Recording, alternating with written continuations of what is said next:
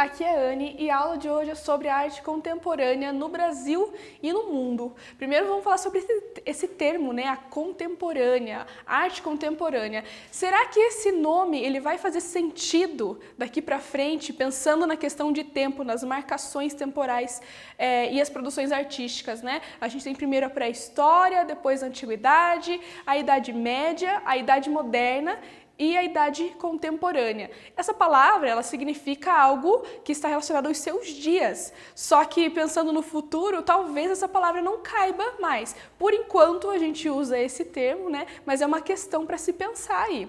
Vamos pensar então sobre o que é a arte contemporânea. São os movimentos, tendências e estilos artísticos a partir dos anos 50, impulsionados pelo status econômico e sociocultural, pelas mídias e tecnologias e pela globalização.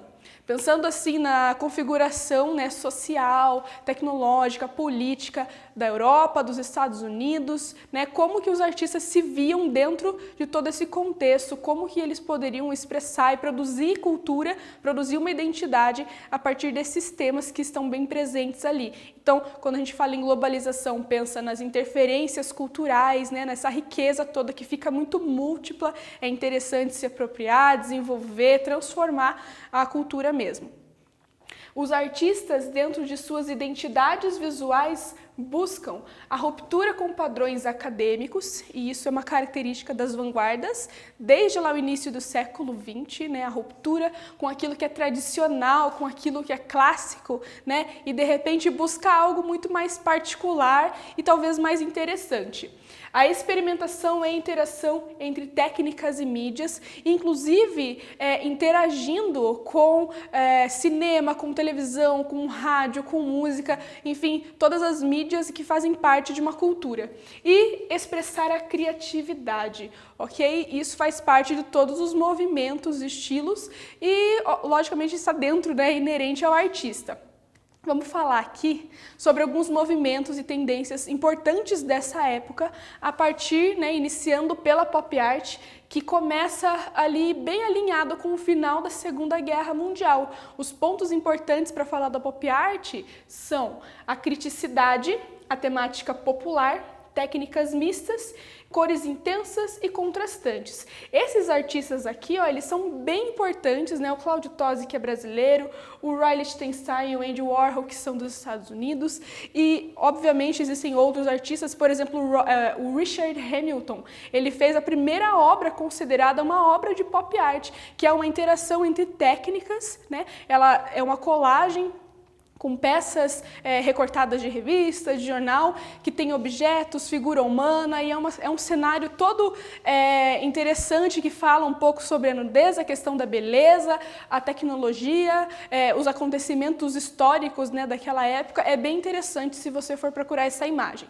Muito bem, vamos falar agora ponto a ponto, né? A criticidade, no sentido de criticar a ideia de consumo comercial, dos produtos, enfim, das marcas. É interessante tratar, para o artista é interessante retratar essa ideia de consumo, inclusive das mídias e dos próprios atores, atrizes, produtores de arte da época. Imagina lá, por exemplo, o Andy Warhol, quando ele se apropria da imagem dos Beatles, ok? São artistas importantes, famosos já naquela época, e que eram tratados como se fossem objetos, né? Ou então Elvis, né? Então, assim, são pessoas que eram estrelas, celebridades, e que para o público geral, na publicidade, eram tratados como se fossem não pessoas, e sim como um produto, né? Então essa é uma forma de criticidade também. O Andy Warhol era bem intenso nisso, né? Ele se apropriava dessa imagem, repetia, reproduzia, modificava as cores, colocava cores contrastantes, como eu citei ali, né? As cores dentro da teoria da cor, né? O estudo das cores é bem importante aqui. Cores atrativas, que são irreais e que fazem qualquer pessoa parar e olhar aquela imagem. A ideia é o quê? Que o público geral que não tem interesse ou acesso ou o hábito de consumir a arte, de alguma forma, por causa das cores, por causa do tema, que é um tema popular, ele vai de alguma forma se interessar por aquilo, por mais que não chegue num nível de leitura, de interpretação complexo e profundo, pelo menos teve o contato com aquela produção artística, ok? As técnicas, como eu disse, né, são mistas, a interação entre tinta plástica, tinta acrílica, a colagem, até a escultura, ok? E também tem a temática popular no sentido de trabalhar com aquilo que o público já conhece, como, por exemplo, as histórias em quadrinhos, né, as imagens sequenciadas. O Roy Lichtenstein foi bem intenso nesse sentido de trabalhar com o grafismo, com as características da impressão, a retícula, as cores, os elementos gráficos de contorno, enfim, é bem bacana esse trabalho dele. E não trabalhava, por exemplo, né, o Roy Lichtenstein não trabalhava, por exemplo, com a sequência completa de uma história, ele não era um quadrinista, ele trabalhava com a temática, com o contexto, com um fragmento de uma história em quadrinho, por exemplo. E o Claudio Tosi, que estava aqui no Brasil trabalhando com a arte pop, bem ligada, bem relacionada, associada à política, em contexto de regime militar. Ok?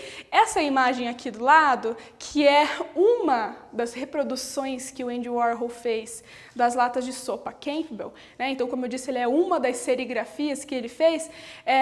Imagina, então é um contexto, é um objeto popular que as pessoas conheciam e, veja, não era um tema de obra de arte, né? A gente pensa no passado, né, nas temáticas de retrato, de paisagem, enfim, de contexto histórico, e aqui ele coloca um produto de consumo que você vai no mercado, compra a lata por alguns dólares ali, mas aqui existe uma grande crítica no sentido do próprio consumo dos produtos, a ideia de consumismo mesmo, e também a comercialização da própria arte.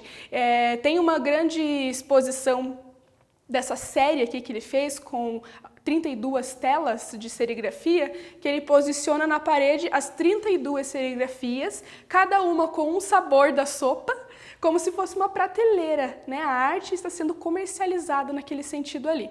Ok? Vamos para o próximo. Então a Op Art, que é um estilo bem interessante porque ele anda bem de lado com a ciência, é interessante porque a obra ela se finaliza na cabeça do observador, né? Uma reação nos olhos, feita a partir das composições, é bem bacana isso. O artista da Op Art, ele se apropria bastante dos elementos de composição, os grafismos, né? O ponto, linha, plano, forma, volume, cor, enfim, todos os elementos de composição, trazendo reações interessantes. E aí, quando eu falo das ilusões ópticas, são as sensações de volume, de movimento, de pulsação, de contraste, ambiguidade e de relatividade. Tudo isso a partir dos elementos visuais, olha que bacana. E aí a predominância do abstracionismo entra bacana nisso, né? Porque se eu falo dos elementos gráficos, o artista se preocupa mais com a junção, com a articulação, em como compor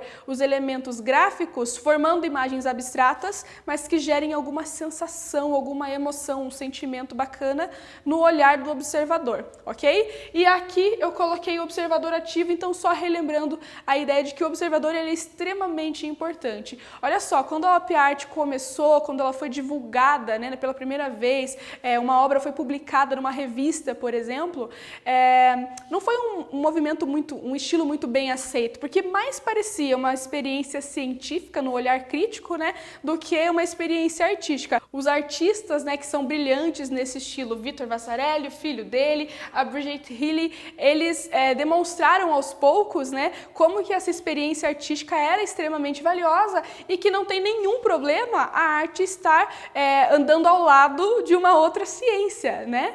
Então é bem bacana esse movimento. Então aqui, a arte naif, que significa arte ingênua, é um estilo, uma tendência bem bacana, presente aqui no Brasil, presente em vários lugares do mundo, e ela é bem importante porque ela está totalmente desligada do academicismo. Se eu falo de arte ingênua, eu estou dizendo que esses artistas, esses produtores de arte, eles são autodidatas, ok? Então são artistas autodidatas que se preocupam muito mais com o significado do que as questões técnicas. Então, existe a quebra de perspectiva, a quebra de proporção, por exemplo, na figura humana, né? É bem bacana o contexto, a história, o significado, muito atrelado, muito alinhado com a própria cultura. Então é um contexto do artista, daquilo que ele vê, aquilo que ele vivencia, questões folclóricas, por exemplo, é bem legal. E aí os artistas que se destacam aqui são o Mestre Vitalino, o Heitor dos Prazeres